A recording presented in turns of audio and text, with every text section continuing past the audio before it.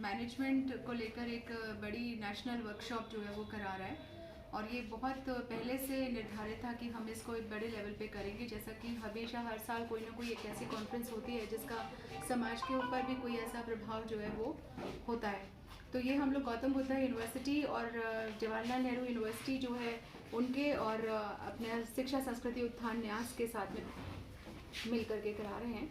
और जो ये इसमें आने वाले जो लोग हैं प्रतिभागी होंगे ये पूरे देश भर से हैं।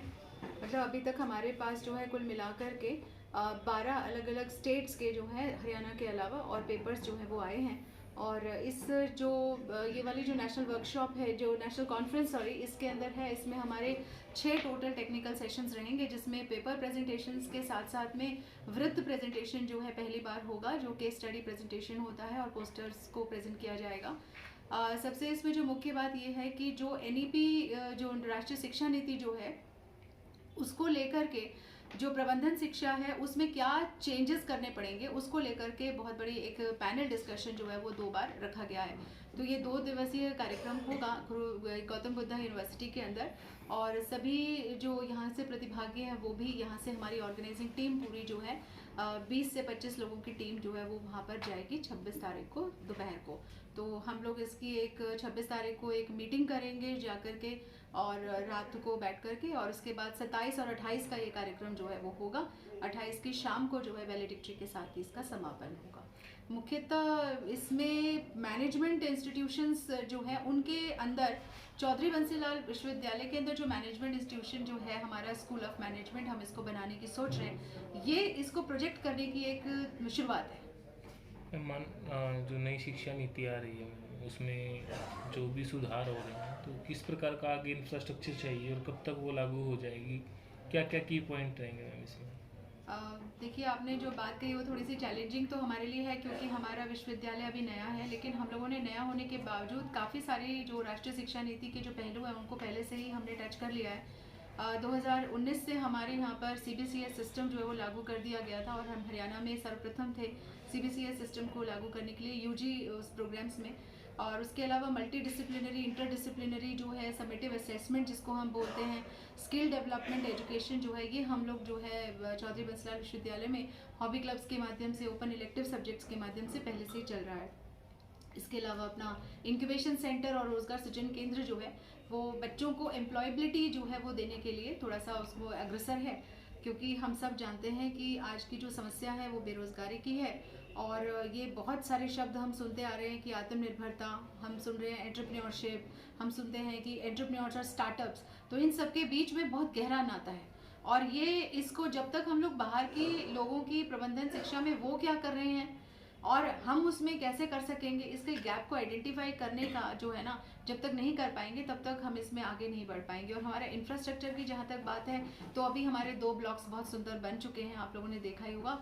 अभी प्रबंधन और जो वाणिज्य है उसको लेकर के भी एक ब्लॉक जो है उसकी शुरुआत अभी नींव रखी है माननीय मुख्यमंत्री जी ने पिछले साइंस कॉन्क्लेव के कार्यक्रम के दौरान, तो जल्द ही वो भी हमको मिल जाएगा। और आशा है कि हमारे बच्चों को सारी जितनी भी तरह की इंफ्रास्ट्रक्चरल रिक्वायरमेंट्स हैं प्रबंधन शिक्षा के लिए, वाणिज्य शिक्षा के लिए, वो उनको दी जाएगी।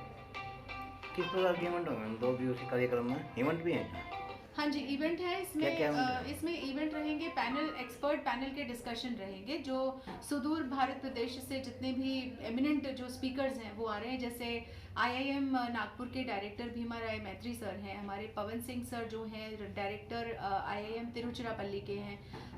फिर हमारे पास में VCs हैं, 6 वाइस चांसलर्स जो हैं अलग अलग यूनिवर्सिटी के, वो हमारे यहाँ पर आएंगे। जैसे IGNOU के VC हैं नागार्जुन सर हैं, अपने यहाँ के सुदेश चिकारा मैडम जो हैं वो VC भगत फूल सिंह महाविद्यालय की हैं। Professor RK Sinha Gautam Buddha university के वाइस चांसलर हैं। मैडम JNU से जो VC हैं शांति देवी, वो भी आएंगी।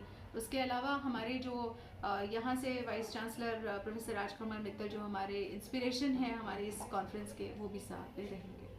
मैम, जो प्रतिभागी उनको किस प्रकार का फायदा होगा? जो प्रतिभागी हैं उनको एक तो ये पता चलेगा कि NEP 2020 जो है ये आ रहा है, तो ये एक चैलेंज लेकर ना चलें, ये उनके डेवलपमेंट के लिए है। सबसे बड़ी उनकी जो मानसिकता है इसको लेकर, कभी भी कोई नई चीज़ जब आती है तो उसके लिए हम लोग सभी ना, एक ह्यूमन टेंडेंसी होती है कि हम उसके थोड़ा रिलक्टेंट हो जाते हैं कि शायद वो उससे हम कैसे बचें।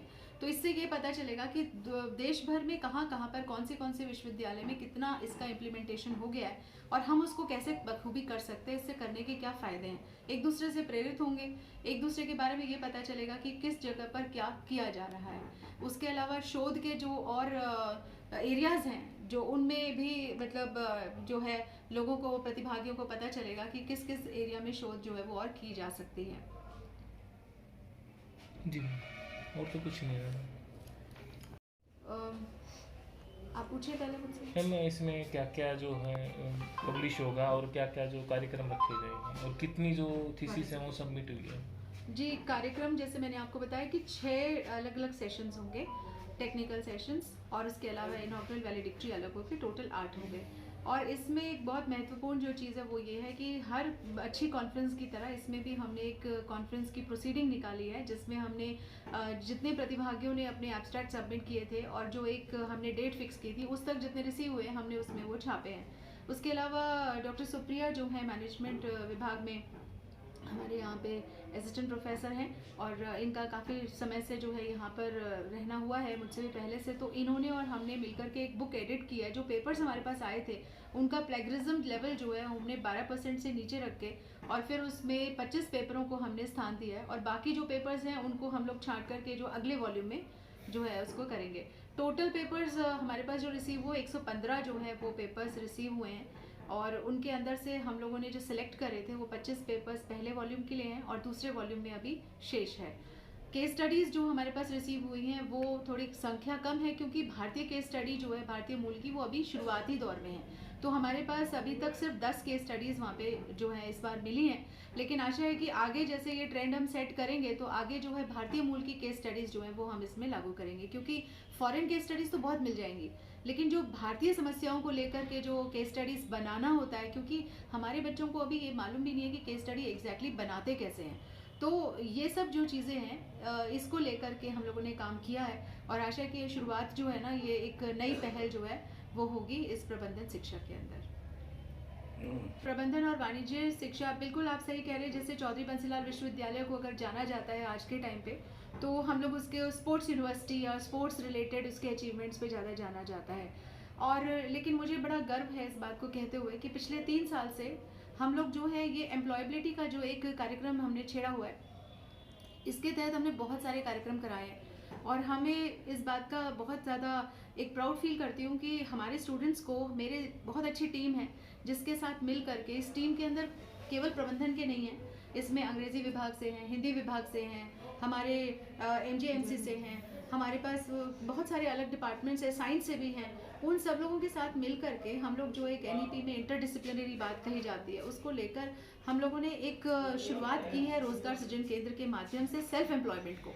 बहुत सारे बच्चों की मानसिकता हमने परिवर्तन जो है वो उसमें हमारा सबका रोल रहा है और मुझे इस बात को लेकर के कोई शक नहीं है कि आगे आने वाले कुछ सालों में हम प्रबंधन शिक्षा में भी एक नया आयाम जो है वो स्थापित ज़रूर करेंगे, क्योंकि हमारी टीम वर्क बहुत बढ़िया है।